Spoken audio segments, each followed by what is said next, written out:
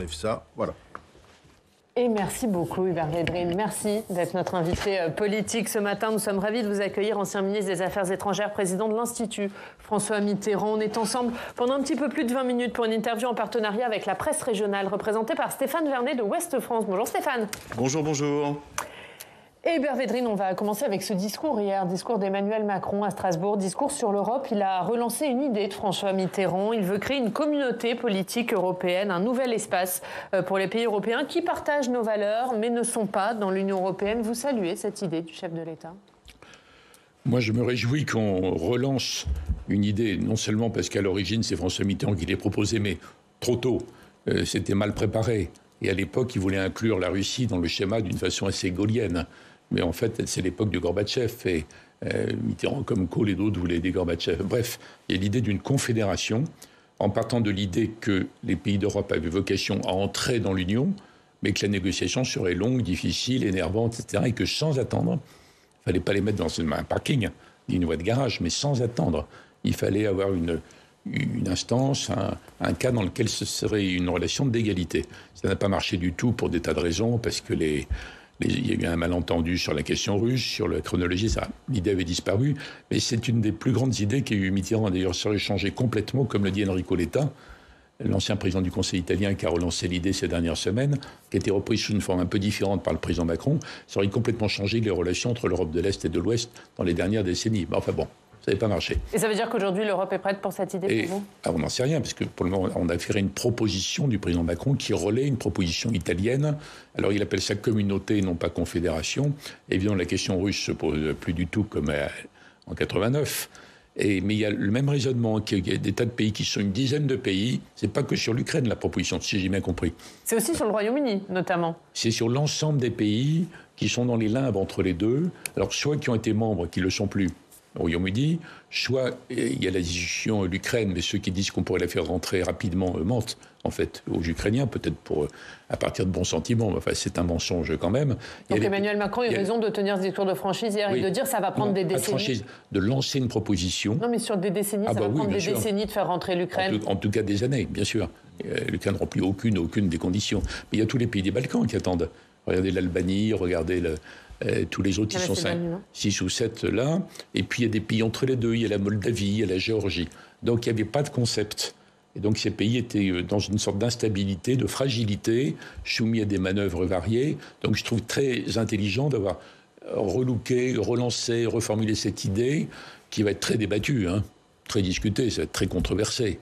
Mais c'est autour de l'idée française relancée, franco-italienne on va dire, que la discussion va s'exercer. Donc je trouve que c'est une bonne démarche pour quelqu'un qui vient d'être réélu et qui a la présidence semestrielle pendant encore 2 mois. Et c'est aussi un bon moyen de faire revenir le Royaume-Uni dans le giron de l'Europe ? Non, c'est autre chose. Non, pas dans le giron, parce que s'ils ne reviendront pas dans le giron. Mais oui, qu'il y ait un ensemble européen, d'autant que la situation actuelle, l'attaque de Poutine, la redécouverte des risques en Europe, appelle quand même à ce qu'il y ait une sorte de vaste cadre au-delà de l'Union proprement dite. C'est-à-dire, certains des pays ont vocation à rentrer un jour. Certains ne vont pas renégocier pour rentrer, mais d'autres pays vont dire nous, on veut négocier très bien. C'est tout à fait compatible d'être dans la communauté politique si elle se crée, si ça marche, et puis en même temps entamer des négociations. Donc c'est très bien que ce débat nécessaire s'organise dans le temps à venir autour de cette idée française. Parmi les choses que le président de la République a évoquées à Strasbourg hier, il y a également l'idée de réviser les traités en mettant fin à l'unanimité des décisions. Il reprend en cela une des conclusions de la Convention sur l'avenir de l'Europe. Est-ce que c'est une bonne idée ? Il y a déjà 13 États membres qui contestent l'idée de mettre fin à l'unanimité dans les décisions. Est-ce qu'on risque pas d'assister à l'émergence d'une Europe à 2 vitesses ? Non, alors d'abord il y en a déjà, parce qu'il y a l'euro, il n'y a pas l'euro, Schengen, pas Schengen. Bon, il y a plusieurs niveau de participation. Non, la question c'est est-ce qu'il fallait agir dans le cadre des traités existants, agir mieux ? D'ailleurs, l'Europe a plutôt mieux agi ces derniers temps, depuis la commission von der Leyen, ou changer les traités. Alors, il y a le pour et le contre. Parce que lancer la discussion sur changer les traités, c'est une discussion qui va être très compliquée, qui va durer des années. Les positions ne seront pas les mêmes, il y aura des crises, des coups d'arrêt, etc. Et puis, à supposer qu'on arrive à un nouveau traité, il faut le ratifier après. à l'unanimité. Donc ça peut s'étaler pendant des années. Bon. Donc certains disaient, y compris d'ailleurs dans l'actuel gouvernement, qu'il valait mieux se contenter d'agir au mieux dans les traités existants. Mais le président, d'après ce que je constate, a conclu qu'il ne pouvait pas ne pas entendre la demande.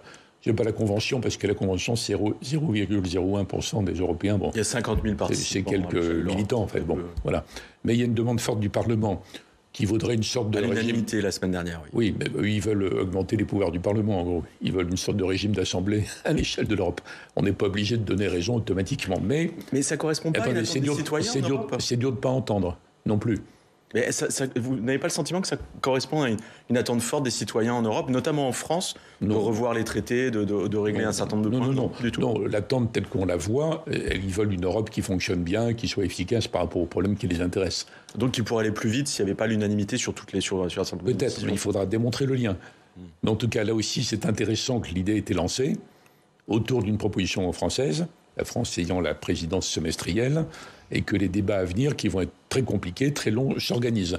On verra après. Alors ça veut dire que, puisque l'idée a été lancée, c'est le rôle du président, il faut qu'on s'organise, qu'on soit clair dans notre tête. Et nous, qu'est-ce qu'on en attend? Quels sont les domaines où on veut vraiment corriger?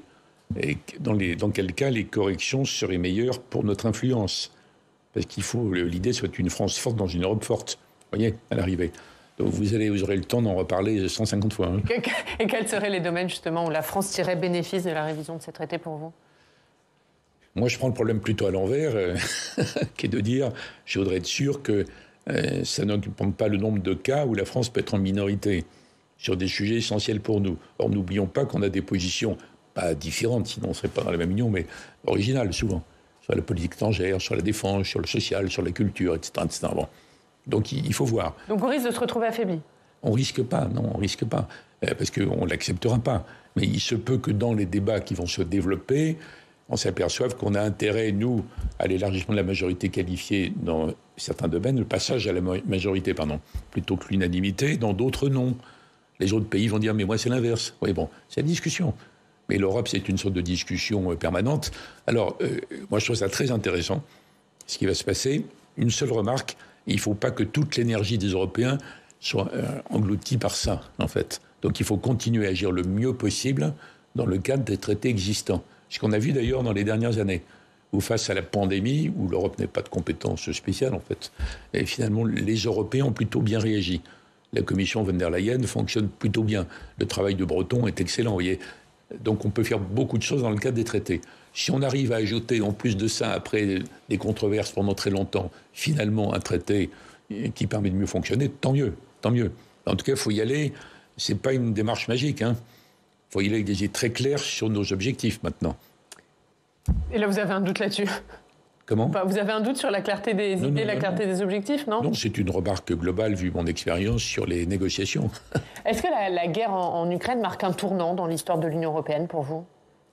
Non, c'est pas dans l'histoire de l'Union. Dans l'histoire de l'Europe en général, oui. Ça n'a pas ressoudé l'Union européenne? Non, pour le moment, ça a réveillé l'OTAN. Ça a réveillé l'OTAN pour le moment. Ça a réveillé l'esprit de défense dans les pays européens, mais dans le cadre de l'Alliance. D'ailleurs, le discours très important du chancelier allemand Scholz, avec lequel le président Macron était dîné hier, mais le discours d'il y a quelques semaines, là, il abandonnait en quelque sorte le pacifisme allemand contemporain qui était devenu l'ADN de l'Allemagne contemporaine. Il annonçait un plan de réarmement de 100 milliards, alors que l'Allemagne n'a quasiment plus d'armée, en fait. Donc il annonçait ça en annonçant l'achat de l'avion américain. Donc pour le moment, l'agression de Poutine a réveillé l'Alliance Atlantique, y compris pour des pays neutres qui veulent maintenant y entrer. La Finlande, la Suède, ça serait une bonne chose? Par exemple. Oui, enfin, il n'y a pas de raison, on verra, ça va être débattu, mais leur demande est logique et je ne vois pas comment l'Alliance pourrait dire non par rapport à ça, compte tenu du contexte. Mais est-ce qu'il ne faut pas craindre la réaction de la Russie là-dessus? Oui, bien sûr, mais il reste à transformer, c'est ce à quoi va s'employer le président dans les dernières semaines de sa transformer ce sursaut, ce réflexe des Européens, en quelque chose d'européen. Pour le moment, c'est l'Alliance. Donc ça veut dire une affirmation des Européens dans l'Alliance. En disant oui, c'est le cadre général de l'Alliance que les Européens ont demandé après la guerre. C'est eux qui ont demandé et les Américains avaient accepté. Une affirmation européenne en termes de moyens, de capacités, ceci, cela. Bon, donc c'est une démarche importante, mais on ne peut pas dire qu'automatiquement c'est réveiller l'Union. D'où la relance de la discussion sur le changement du mode de fonctionnement. Tout est lié. Sur l'OTAN, juste. Vous avez été ministre des Affaires étrangères de Lionel Jospin sous Jacques Chirac à la fin des années 90. Vous disiez tout à l'heure que Mitterrand et Kohl voulaient aider Gorbatchev après 89. Est-ce que vous, à titre personnel, vous avez imaginé... Pas après 89, avant. Avant 89, il est arrivé en 85, Gorbatchev. Est-ce que vous, à titre personnel, vous avez imaginé un seul instant, vous avez pu imaginer un seul instant que 30 ans après tout ça, la situation pouvait se tendre à nouveau de manière aussi exceptionnelle avec la Russie? Oui, bien sûr. Vous avez vu les choses venir? Qu'est-ce qu'on a raté en fait, dans la relation avec eux? On parle d'une longue période. Hein. Oui, mais oui. Après la fin, la vraie date, c'est pas la chute du mur, c'est la fin de l'URSS. Après la fin de l'URSS, on a de nouveau la Russie. C'est là qu'il y a... Non, pas tout de suite. Mais pendant des années, il y a Yeltsin. Et d'ailleurs, dans le souvenir des Russes, on leur dit la démocratie, tout ça. Oui, la démocratie et Yeltsin, l'effondrement du niveau de vie et la corruption. Pour les Russes, c'est ça, c'est les années Yeltsin. À l'époque où les conseillers américains dans les ministères russes, à la demande des Russes, imposent la thérapie de choc. 40% d'effondrement du pouvoir d'achat. 40%. Dans nos pays, si les gens pensent qu'ils ont perdu 0,5, ils sont en révolution. Bon. Donc après, il y a eu le mandat Poutine 1, Poutine 2, puis Medvedev. Il y a une longue période où je pense, comme la plupart des Américains vétérans de la guerre froide, que l'Occident a accumulé les erreurs et les provocations et les maladresses. Mais pas par complaisance par rapport à la future Russie redevenue nationaliste, par, disons, désinvolture, ignorance. On a gagné. On a gagné globalement et on s'en fiche un peu de ce que pensent les Russes, les Chinois, les Arabes et les Africains. Donc ça, c'est une période après. Après, il y a le début de l'évolution, notamment à partir de Poutine 3, qui est une évolution vraiment nationaliste, d'ailleurs annoncée par Poutine dans des discours, et autant l'Occident, à mon avis. C'est délicat d'avoir le débat aujourd'hui, parce que quand on voit les horreurs en Ukraine et les bombardements, c'est presque gênant, mais quand même, il faut comprendre, le débat a lieu aux États-Unis, beaucoup plus que dans les débats chez nous. Hein. Donc après, on n'a pas été assez inclusif au début, même Kissinger l'a regretté, ça. Qu'on n'ait pas construit un système de sécurité qui a imbriqué la Russie. Et dans un second temps, toutes les dernières années, on n'a pas été assez dissuasif et pas été assez ferme. Il faut bien distinguer ce qu'on parle de 30 ans. Donc depuis Poutine 3, il y a un danger évident, même avant l'affaire de Crimée. Et après, etc., etc. Donc ça veut dire que quelque part, il y a une responsabilité, alors évidemment pas dans ce qui se passe aujourd'hui en Ukraine, mais il y a une responsabilité de la part des Occidentaux dans ce qu'est devenu Poutine et ce qui l'a amené à attaquer l'Ukraine aujourd'hui. Dans un colloque historique, on pourrait le dire, oui, mais c'est délicat à manier. En tout cas, et c'est pas que la Russie. À l'Assemblée générale des Nations Unies, il y a eu un vote après l'agression de Poutine. L'agression est évidente, elle n'est pas contestable, et puis la guerre est atroce, etc. On voit tout ça. 140 pays ont condamné. Très bien. Une quarantaine de pays a refusé de condamner. Quarantaine de pays qui représentent démographiquement 60% de l'humanité. Il y a l'Inde dedans, il y a évidemment la Chine, mais aussi l'Inde. Donc quand même, par rapport à l'idée qu'on est les maîtres du monde, de l'avant-garde morale du monde, c'est à nous de répondre nos valeurs, nos critères, nos normes, etc. Il faut que les Occidentaux réfléchissent là-dessus. Parce que ça ne concerne pas que la Russie. Cette arrogance un peu désinvolte, c'est la même chose qui a conduit à faire entrer la Chine dans l'Organisation mondiale du commerce, alors qu'elle ne respectait aucune règle. Parce que les Occidentaux se sont dit à l'époque, on va les faire rentrer, ils vont se développer, et ça va les rendre automatiquement démocratiques. Donc il y a quand même une série d'absurdités, quoi. Donc il faut qu'on atterrisse dans ce monde-là, en gardant évidemment viscéralement nos valeurs, mais il faut comprendre qu'on va être obligé de réinventer la coexistence pacifique avec les uns et les autres. Mais pas avec la Russie maintenant, on ne peut pas. La seule urgence, c'est d'arrêter la guerre et la souffrance des Ukrainiens. On pourra un jour réinventer quelque chose avec la Russie pour vous? Un jour, oui. Il faudra. Il y aura toujours la Russie à côté. Avec la Russie, oui, mais avec Vladimir Poutine, c'est encore possible? J'en sais rien. À la limite, ça dépendra de ce que nous demanderont les Ukrainiens à un moment donné, s'ils veulent arrêter les combats ou pas, ou enregistrer le fait qu'ils ont arrêté. Mais en tout cas, il y aura toujours une Russie à côté qui ne sera jamais une social-démocratie scandinave. Donc il faut intégrer ça. Donc il faudra arrêter l'approche missionnaire et normalisatrice, mais en même temps défendre absolument, en étant arc-bouté sur nos valeurs. Mais ce n'est pas pour tout de suite ce rendez-vous. Justement, l'urgence n'est pas là. Hein. Hier, on attendait le discours de Vladimir Poutine, ce 9 mai, marquait la capitulation de l'Allemagne nazie, jour de la victoire en Russie. On attendait une démonstration de force, on attendait même l'annonce d'une entrée en guerre, et il n'en a rien été. Il a prononcé un discours sans provocation majeure, finalement. Qu'est-ce qu'il faut y voir? Une volonté de désescalade de la part de Vladimir Poutine? Non, ce serait trop beau. Le mot va trop loin, mais on attendait, c'est nous, ça. Mais Poutine n'a aucune raison de faire les discours annoncés à l'avance par l'Occident. Hein. Il a sa propre logique, que nous détestons, que nous combattons, mais c'est sa propre logique. Alors, il faut prendre acte du fait que oui, il n'y a pas de surenchère, il n'y a pas de menace nouvelle. Bon, mais ne pacifier, on ne peut pas, naturellement. Donc, il faut rester très vigilant, très mobilisé, mais peut-être est-ce l'occasion de souligner qu'il ne faut pas embrayer sur l'évolution récente du discours américain, qui est passé en quelques semaines de « on va aider l'Ukraine à résister », très bien. On va aider l'Ukraine à ne pas être envahie, dominée, très bien. Il faut armer l'Ukraine, il faut les aider, les réfugiés, l'argent, etc., très bien. Puis il y a un discours américain qui dit qu'il faut en profiter pour affaiblir la Russie. Il faut en profiter pour dire que Poutine ne peut pas rester. C'est complètement différent. Donc les États-Unis, là, ils cherchent à tirer profit de cette guerre. Oui. Joe Biden, il cherche à tirer profit de cette guerre pour vous. On le voit bien, ça, depuis quelques semaines. Il est dangereux, ce discours. Comment ? Il est dangereux, ce discours. Je pense. Je pense que les Européens ne doivent pas être sur cette ligne. Mais il faut garder l'unité des Occidentaux, parce qu'il ne faut pas faire à Poutine le cadeau de se diviser. Alors, il y a un élément américain très important aux États-Unis qui ne joue pas en Europe, c'est les élections aux États-Unis début novembre, dites du mi-terme. Et il ne faut pas oublier, il ne faut pas que les auditeurs ou téléspectateurs soient choqués. Les lobbies, c'est quand même très, très, très puissant aux États-Unis, on sait très bien. Bon. Et il y a une douzaine de Polonais ou d'Ukrainiens ou autres, notamment à Chicago, qui jouent un rôle très important dans des États qui sont divisés entre républicains et démocrates. Donc on voit bien que l'ensemble du système démocrate s'est emparé du sujet, d'où les visites à Kiev tout le temps, qui encourage d'ailleurs peut-être les Ukrainiens, aux dépens des Ukrainiens, à vouloir reconquérir. Enfin, il y a quand même un risque. Donc moi, je suis puisqu'on me demande mon avis, je suis plus à l'aise avec la ligne française et allemande par rapport à ça, en disant oui, on aide par tous les moyens l'Ukraine à résister à la guerre sans entrer dans la guerre nous-mêmes, et on ne va pas au-delà. On ne se lance pas dans une opération anti-russe. Et alors qu'à Washington, vous avez des excités, je ne parle pas de Biden, qui disent qu'il faut faire de l'Ukraine, pour Poutine, une sorte d'équivalent de l'Afghanistan. Mais ça ne peut pas être la ligne des Européens. On est en première ligne. Il y a un peuple ukrainien. Mais on poursuit les livraisons d'armes. Jean-Yves Le Drian, il dit on n'est pas co-belligérant tant qu'on n'envoie pas d'hommes au sol. C'est ça aussi pour vous la ligne de la co-belligérance ? Restons-en là, oui. N'allons pas au-delà. Vous êtes d'accord avec cette ligne, c'est ça la ligne rouge pour vous ? Je suis d'accord avec Le Drian, oui. Est-ce qu'aujourd'hui, vous comprenez les buts de guerre de Vladimir Poutine ? Alors, il y a une obsession ukrainienne.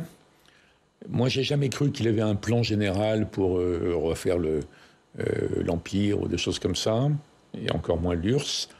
L'obsession ukrainienne qui est partagée par beaucoup de gens en Russie. Solzhenitsyn pensait comme lui, sur l'histoire, le rôle de l'Ukraine, etc. Mais cette obsession ukrainienne aurait pu ne pas tout envahir. Et là, je renvoie donc au débat sur les années du début, les 10 ou 15 premières années. Bon, ça a tout envahi. L'alliance avec l'Église orthodoxe, ultranationaliste, il a réveillé ou utilisé ou capté, comme on veut, un nationalisme russe virulent. Donc je pense que le but était spécifiquement ukrainien. Je ne pense pas qu'il ait d'autres buts, si ce n'est des opportunités, comme il l'a fait en Géorgie, il y a quelques années, quand il y a des minorités dans les pays voisins, autrefois contrôlées par l'URSS, qui sont soit proches des Russes, soit russophones, pas forcément russophiles, mais enfin russophones, ou qui sont en opposition avec le pays où ils sont, comme c'était le cas des Abkhazes en Géorgie, par exemple. Donc il saisit les opportunités. Je pense qu'il... Donc ça veut dire qu'il s'attaquera à d'autres pays que l'Ukraine ? Pas forcément d'autres pays. Non, là, je crois qu'il est concentré sur la question de l'Ukraine. L'obsession de re-russifier l'Ukraine, avec le discours délirant sur les nazis, etc. Mais c'est un discours délirant c'est un discours délirant pour nous, mais qui percole en Russie. Oui, comment est-ce que vous expliquez que finalement l'essentiel de la population russe est derrière Poutine sur ces questions, malgré l'aspect délirant du discours ? Il y a plein de gens dans le monde qui ne pensent pas comme nous, vous savez. Il n'y a pas un rôle aussi de propagande, en fait, les médias russes, les télévisions, tout le discours dominant qui est diffusé participe pas à ça aussi ? Non, en Russie aujourd'hui, c'est spécialement verrouillé, organisé, exagéré, excessif. Mais les discours de propagande dominant, il y en a partout, y compris dans les pays libres. Mais il y a des endroits où il y a des contre-discours et d'autres où il n'y en a pas. En Russie, il n'y a pas de contre-discours. Par exemple, aux États-Unis, il y a un discours dominant sur le rôle exceptionnel de l'Amérique, etc. Mais il y a toujours eu des voix un peu dissonantes, un petit peu. Et en Russie, il y en a un petit peu. À l'époque de la guerre en Irak, presque pas. Bon. En ce moment, il y a des voix dissonantes aux États-Unis qui commencent à dire, dans des think tanks, attention, on va trop loin. on est trop provocateur. Mais c'est rien, c'est 1% du discours global aux États-Unis. Mais ça existe. Et la liberté de le dire. Puis à un moment ou à un autre, ils reviennent sur le débat. Sinon, c'est complètement verrouillé. Donc on en est ramené à des spéculations sur ce que pensent les Russes. Et la plupart des entreprises occidentales qui avaient été énormément en Russie au début, à la demande de Poutine d'ailleurs, qui ont des employés là-bas, qui ont des relations, qui ont des correspondants, ils disent mais tous ces gens sont épouvantés par le choix du président Poutine, ils ne comprennent pas. Tous ces gens-là vivaient dans l'idée que la Russie allait s'intégrer dans un ensemble mondial de plus en plus. Combien sont-ils? Moi, je n'en sais rien, et personne ne le sait vraiment. Il doit y avoir quoi, 120 millions de Russes, quelque chose comme ça. Il doit bien y avoir une dizaine de millions de Russes engagés dans le commerce, l'import-export, l'énergie, le cinéma, la culture, ceci, cela. Mais pour le moment, ils ne peuvent pas s'exprimer. Mais ça va percoler. Moi, j'avais dit dès le début, tout de suite, j'avais dit c'est une erreur tragique. C'est épouvantable pour les Ukrainiens et c'est une erreur tragique pour la Russie, ce choix de la part de Poutine. Et après, c'est pas parce qu'on a contribué à réveiller le monstre qu'il ne faut pas le combattre. On n'a pas le choix, là. Mais un jour ou l'autre, je pense qu'il y aura une Russie différente, mais qui sera jamais tout à fait une Russie telle que les Européens l'ont souhaité. Un petit pays secondaire qui est aligné sur nos normes et qui fait ce qu'on lui demande. Ça ne sera jamais ça. Ça sera toujours un pays compliqué. Ça dure depuis des siècles, hein. D'ailleurs, si on entend les Russes, ils nous disent depuis des siècles, nous, on a surtout été envahis par vous, plutôt que l'inverse. Bon, débat très compliqué. Donc, on retrouvera la question de comment on fait pour voisiner, pour coexister. Mais vous disiez un jour, je dis un jour, après. Pour le moment, il faut à tout prix aider l'Ukraine à tenir bon, sans être nous-mêmes dans l'engrenage que nos opinions ne suivraient pas. Parce que les démocraties sont des démocraties, on en est fiers, très bien.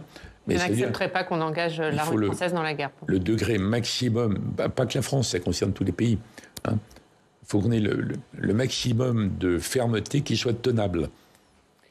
Le jour où il faut aller débattre devant les parlements, vous voyez, il faut que ce soit tenable. C'est vrai aussi en matière de sanctions. On a sans doute été trop loin. Parce que les effets contre-productifs en matière d'énergie, donc d'inflation, il y a une crise énorme qui se prépare. Trop loin en matière de sanctions économiques, il fallait pas. Je pense qu'il faudra les affiner. Par exemple, il faudra préciser, il faudrait organiser les choses pour que le blé d'Ukraine et même de Russie puisse sortir, puisse être transporté, assuré, financé. Ça concerne beaucoup de pays de la rive sud, dans lesquels personne n'a intérêt à ce qu'il y ait des meutes de la faim, des renversements de gouvernement. Donc les sanctions, il ne faut pas les prendre comme c'est pas la Bible, hein. Il faut travailler dessus un peu. Hubert Védrine, on va passer à l'autre actualité qui vous concerne. Je lisais, vous présidez l'Institut François Mitterrand. Il y a un colloque aujourd'hui qui se tient au Sénat sur le legs économique des premières années du premier quinquennat de François Mitterrand. Quand vous regardez le Parti socialiste aujourd'hui, est-ce que vous vous dites c'est la fin du Parti socialiste de François Mitterrand? Oui, c'est la fin du Parti socialiste de François Mitterrand. Alors il y a forcément une suite, sous une forme ou sous une autre, parce que le désir d'égalité, de justice, etc., sera toujours présent, mais je ne sais pas par quel chemin il s'exprimera. Mais l'Institut Mitterrand est un organe historique, un organe autour de on entretient la mémoire de la personne de François Mitterrand, de son action, de sa présidence. Il y a eu un ensemble de polémiques bébêtes sur pas mal de sujets, donc il y a un travail à faire, et on a aujourd'hui donc un grand colloque. C'est pour ça que je suis là tôt le matin chez vous. Et merci, on vous remercie d'être là. Sur les années décisives. Et là, on reprend le legs économique de 80-86. Parce qu'en fait, beaucoup de gens ont gardé même les gens de gauche, ils ont gardé en mémoire 71, 72 programmes communs, 80 l'élection et 83 le tournant européen, on va dire, en résumé. Et là, il y a un certain nombre d'intervenants de très, très haut niveau, ça sera conclu par Laurent Fabius, qui vont dire non, il faut revenir sur la pensée économique, qui, selon nous, est une pensée modernisatrice. Donc de l'ensemble de la période 80-86. Après, il y a la première des trois cohabitations, c'est autre chose. Voilà, on est dans notre rôle en faisant ce travail, encore une fois, historique, et pas polémique, et pas politique. Pas politique au sens partisan, politicien. Et vous, à titre personnel, s'il s'agissait de relancer quelque chose ou de reconstruire un nouveau parti, quelle serait votre ligne? Mais moi, je ne vais pas m'exprimer là-dessus, j'ai aucune autorité sur ce plan, je n'ai pas de... J'ai pas d'organisation derrière moi, j'ai pas de... Vous avez une histoire personnelle aussi. Non, mais vous avez un regard sur le Parti socialiste d'aujourd'hui. Comment vous le regardez? Est-ce que ça a été une erreur pour vous, de la part de la direction du Parti socialiste, de se ranger derrière les Insoumis? Je ne vais pas commenter les éléments tout à fait récents, je crois que c'est une toute autre histoire, parce qu'évidemment, il faudrait distinguer le programme de Mélenchon, qui est le contraire exact de ce pourquoi ont travaillé, milité, gouverné la gauche de gouvernement, les sociaux-démocrates. C'est le contraire exact sur à peu près chaque point, sauf la planification écologique, qui est une bonne idée. Le font d'ailleurs un peu les entreprises déjà, plus que les États. Bon. Mais tout le reste, c'est tout à fait différent, c'est incompatible. Donc je vois ça tristement, mais ce qui m'intéresse, c'est... Justement, ça vous attriste aujourd'hui, ce qui se passe au PS? Je trouve ça triste parce que c'est sans débouché possible. Sans débouché possible, c'est-à-dire que pour vous, il n'y a pas de victoire à la clé aux législatives? Non, je ne pense pas. Je ne pense pas. Puis de toute façon, non, je ne pense pas. Est-ce que c'est la mort? En revanche, la question qui se pose aujourd'hui, c'est qu'il faut refonder un nouveau parti socialiste? Non, mais je n'ai pas de légitimité à trancher sur ces points.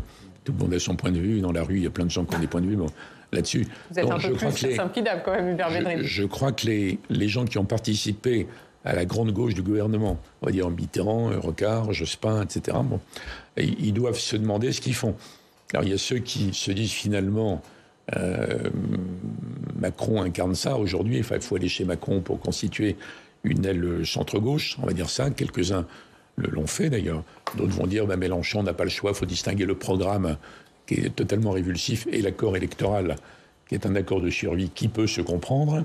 Mais il reste un nombre de gens qui vont certainement, dans les semaines qui viennent, se dire qu'il faut quand même qu'on recrée un espace de réflexion pour cette gauche de gouvernement à réinventer. Ça existe ailleurs en Europe, donc pourquoi pas en France.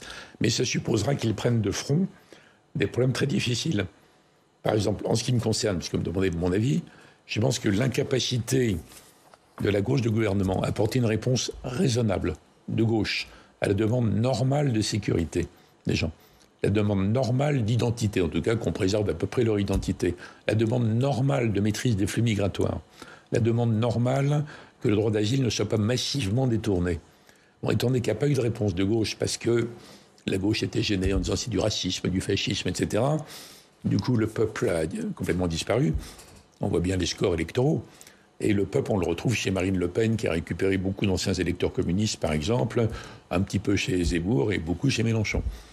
Donc si la gauche veut se reconstituer après, ceux qui ne seront pas chez Macron ni chez Mélenchon, ils doivent aborder ces questions, et clarifier enfin la question européenne. Ils sont comment? Alors il ne suffit pas d'être pour l'Europe. Il faut dire voilà ce qu'on accepte, voilà ce qu'on conteste, voilà ce qu'on veut changer de ça. Donc il y a un énorme travail, mais je pense qu'il y a 20 à 30 personnalités de cette famille politique-là qui vont s'y atteler maintenant. Dont François Hollande et Bernard Cazeneuve? Je n'entre pas dans les... Merci beaucoup Hubert Védrine. Merci d'avoir été notre invité ce matin. Et je rappelle le colloque qui se déroulera aujourd'hui au Sénat sur le legs économique des années Mitterrand entre 81 et 86. Merci beaucoup d'avoir été notre invité Hubert Védrine. La une de Ouest France, c'est la sécheresse, chaleur, manque de pluie, la crainte d'un été à sec. C'est à la une de votre journal.